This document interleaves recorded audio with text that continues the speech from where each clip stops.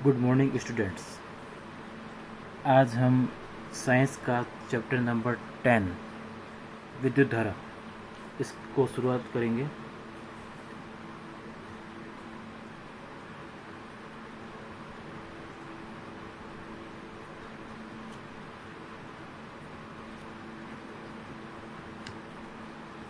विद्युत धारा को समझने से पूर्व सबसे पहले हमें यह पता होना चाहिए कि विद्युत धारा को परिपथ में प्रवाहित करने के लिए हमें किन किन उपकरणों की या किन किन अवयवों की आवश्यकता होती है, क्योंकि एग्ज़ाम में कभी कभार एग्जामिनर द्वारा 1 नंबर में ये प्रश्न पूछ लिया जाता है कि विद्युत परिपथ में धारा प्रवाहित करने के लिए किन किन अवयवों या किन किन उपकरणों की आवश्यकता होती है।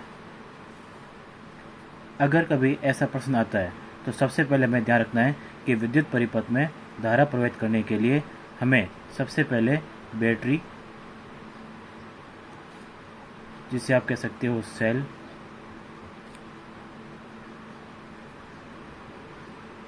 दूसरे नंबर पे ले सकते हैं कुंजी, बल्ब, चालक तार।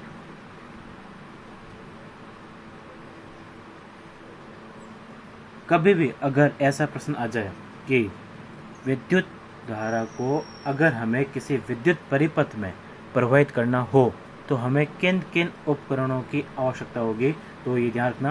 पहले नंबर पे बैटरी, फिर कुंजी, बल्ब, चालक तार। चालक तार का उपयोग इसलिए किया जाता है क्योंकि विद्युत धारा प्रवाहित करने के लिए हमें चालक तार की ही आवश्यकता होती है। कोई चालक तार में विद्युत धारा को प्रवाहित नहीं किया जा सकता। अब हम इसे विद्युत परिपथ के माध्यम से समझते हैं कि चालक तार, बल्ब, बैटरी या कुंजी विद्युत परिपथ में क्या होते हैं या कहाँ लगाए जाते हैं।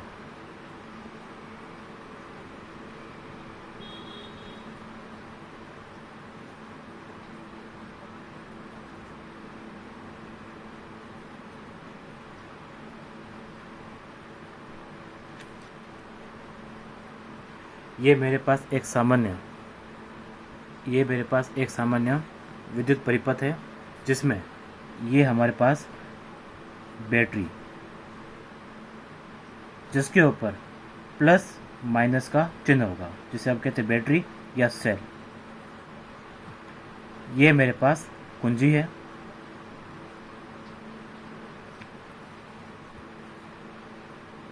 ये मेरे पास बल्ब है और ये चालक तार,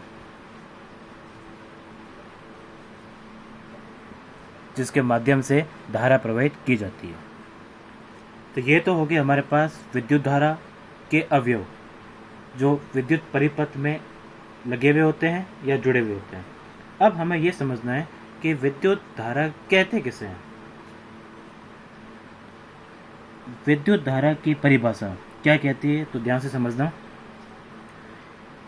यदि किसी विद्युत परिपथ में, जैसे मेरे पास एक ही विद्युत परिपथ है, तो हम इसे कहेंगे यदि किसी विद्युत परिपथ में किसी बिंदु से, ये माना कि मैंने इस बैटरी से एक बिंदु लिया है, तो यदि किसी विद्युत परिपथ में किसी बिंदु से इकाई समय मतलब हमारे पास माना t बराबर क्या है, 1 सेकेंड, इकाई समय में प्रवाहित आवेश की मात्रा। वापस सुनना, यदि किसी विद्युत परिपथ में किसी बिंदु से इकाई समय में प्रवाहित होने वाली आवेश की मात्रा को विद्युत धारा कहते हैं, और विद्युत धारा को हम I से दर्शाते हैं।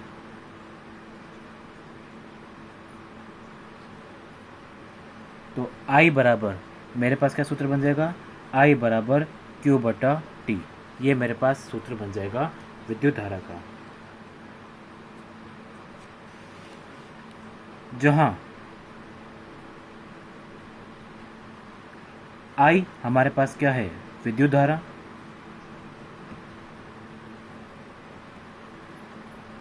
Q मेरे पास में है आवेश और T मेरे पास है समय। तो अब तक हमने क्या पढ़ा?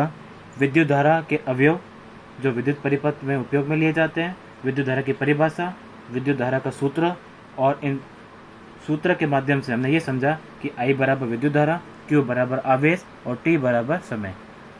लेकिन जब कभी विद्युत धारा के आंकिक प्रश्न को सरल किया जाता है तो आंकिक प्रश्न को सरल करने के लिए हमें इन प्रतीकों के मात्रक का भी पता होना चाहिए कि भाई विद्युत धारा का मात्रक क्या होता है, आवेश का मात्रक क्या होता है और समय का मात्रक क्या होता है। I हमारे पास में है विद्युत धारा, और विद्युत धारा का मात्रक आ जाए तो विद्युत धारा का जो मात्रक होता है वो होता है एम्पियर।